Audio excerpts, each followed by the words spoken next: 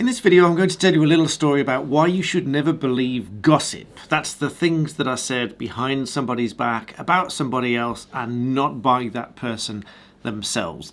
In a legal sense, and if it came to court, this would be known as hearsay. So I'm going to explain that rule as well. But first of all, welcome back. I'm the Black Belt Barrister, helping you to understand law, and in this video, bringing you an interesting story. Now, many of you might know that Black Belt Barrister is not just a play on words. I am a black belt as well. I'm a 6th Dan in multiple martial arts, and I've trained for a very long time, 30 years or more in various different arts.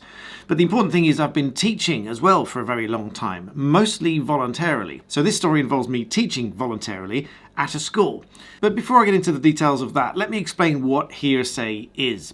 So if you get to court, hearsay is essentially something that is not said in oral evidence that causes a person to believe or a machine to act upon the basis that whatever is said is true. So let me give you an example. So if there were text messages supplied by the prosecution and that sought to prove that there was a drug deal going on and that the people involved were intending to sell something illegal to each other. Now, if the prosecution were to bring this in as evidence and use it to prove that that was the intent behind the parties, then technically that's hearsay because it's trying to get someone to believe that the contents of that message are true. And because it's not said in oral evidence and there's no way of cross-examining a text message or any other kind of detail like that, it's technically hearsay. Now, there are various gateways for hearsay to be admitted, and generally speaking, the prosecution may often not seek to prove the truth of the message, just give it to the jury and they'll make of it what they will. So with that as the briefest of outlines as to what hearsay is, let me tell you about my story, which ultimately amounts to gossip, which is kind of the same thing, and why you shouldn't believe it. So some years ago, I was teaching martial arts voluntarily at a school. This came about because I did a self-defense class, and then I was asked to take over a martial arts class when another instructor left. Now, whilst I will say I was offered payment to take these classes, I turned it down because I thought the whole point of it is to help the children at the school to learn martial arts, not to take payment for the classes. So I was teaching there for some time voluntarily, and at one of the school events happened to be speaking to the head teacher about the classes because she was very pleased with the progress and the feedback that she'd got from these classes. Unbeknownst to me, this conversation was overheard by somebody else and then somewhat distorted out of all proportion and found its way on the grapevine back to me.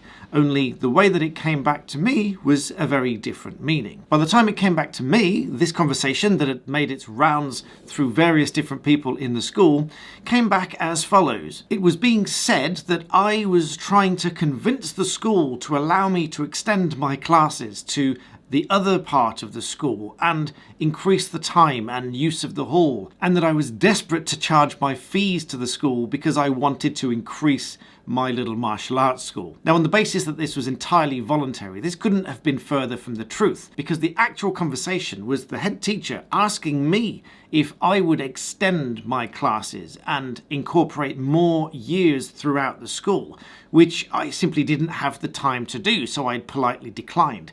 So I don't know how much of the conversation this other person actually heard, but by the time it came back to me, that was the version that came back, and it was so distorted out of all proportion and meaning that I thought this would be a very interesting story for you to hear as to why you shouldn't believe gossip or otherwise hearsay. And from a legal perspective, this is why there are strict rules on hearsay. What evidence is admissible and what is not. And if it is admitted, then there'll be strict rulings from the judge to the jury as to what weight they should or should not give to various bits of evidence. So as barristers, this makes us question almost everything we are ever told. If somebody says to us, "Did you hear that this person said this other person has had a conversation or done something with somebody?" My first question is, how do you know that this first person has verified the information in the first place?